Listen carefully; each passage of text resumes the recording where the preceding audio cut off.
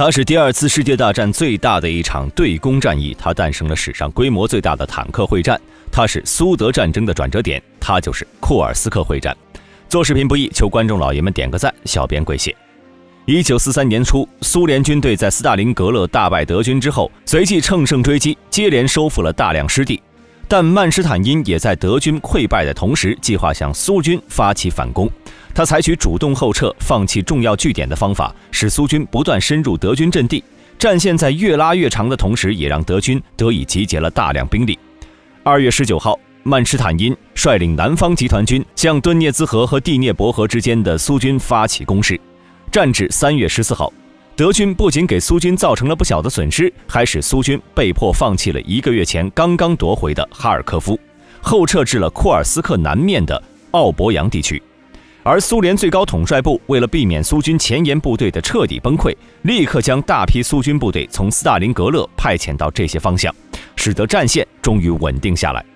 最终，曼施坦因的这次反攻导致其在北部德国中央集团军群防御着奥廖尔地区，在其南面，曼施坦因的南方集团军占据着别尔格罗德一带。就这样形成了一个以库尔斯克为中心的苏联中央方面军和沃罗涅日方面军突出部。苏德双方随即开始进入到僵持阶段，这也标志着一场规模庞大的战役即将开始。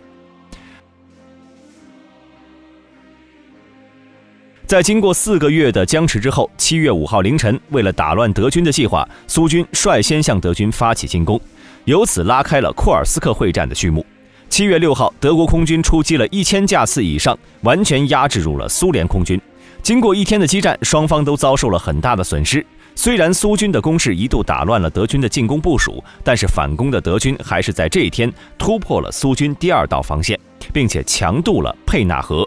当天傍晚，斯大林亲自下令要不惜一切代价阻止德军在库尔斯克突出部南部的攻势。随后在苏军支援到达后，通过2日的鏖战，苏军不仅在地面暂时钳制住了德军的进攻，苏联空军也在空中开始逐渐扭转了劣势。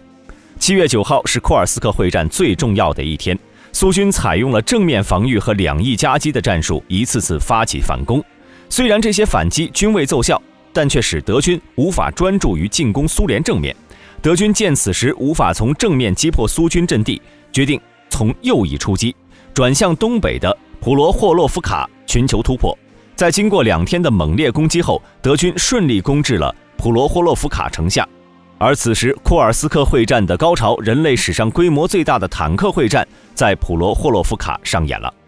1943年7月12号的这一天，苏德双方共有600余辆 T-34坦克、虎式坦克和自行火炮在普罗霍洛夫卡直接参战。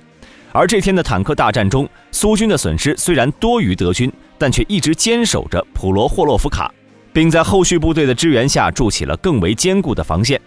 在北线的战事上，7月5号，德军在突破苏军第1道防线之后，便同样遭到了苏军的钳制。而在地面激战的同时，双方的空军也在进行激战。这一天，德军出动了1000架次多的飞机，而苏联空军也出动了600余架次。双方战到5号才终于停歇。7月6号，苏军发起了一次大规模的坦克进攻，但在经过激战后未能取得效果，苏军的2个坦克旅均被重创。而德军则一路乘胜追击，最终被苏军挡在了第2条防线前。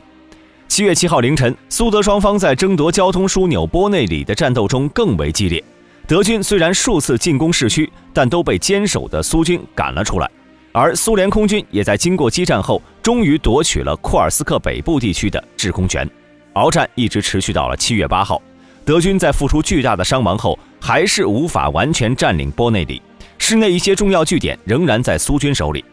7月9号，德军在发动最后一次进攻未有突破后，鉴于已无进攻能力，只得被迫在10号转入防御。7月12号凌晨，苏军的反攻率先在库尔斯克北部发起，德军在顽强地抵抗苏军一线部队的攻势中，也给苏军造成了不小的伤亡。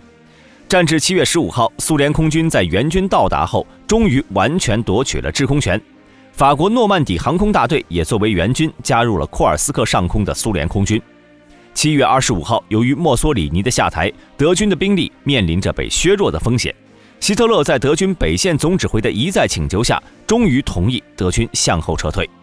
8月5号，苏军占领了奥廖尔。并且继续进攻撤退中的德军。在10号、15号接连占领了霍特涅兹和卡拉切夫。到16号，苏军的反攻基本停止，战线也逐步稳定下来。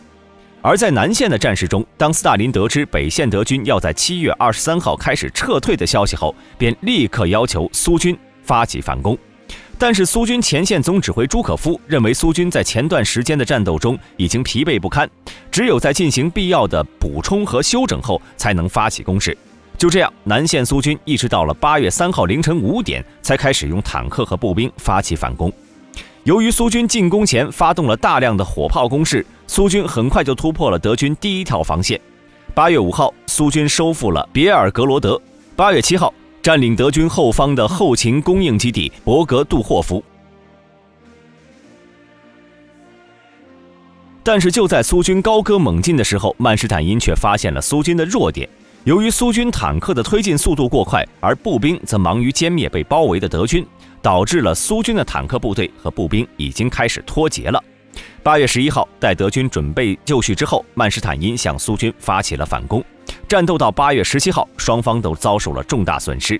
德军的反击虽然给苏军造成了重大打击，但是曼施坦因却没有能力进一步扩大战果，而苏军兵力上的优势则再次起到了关键性的作用。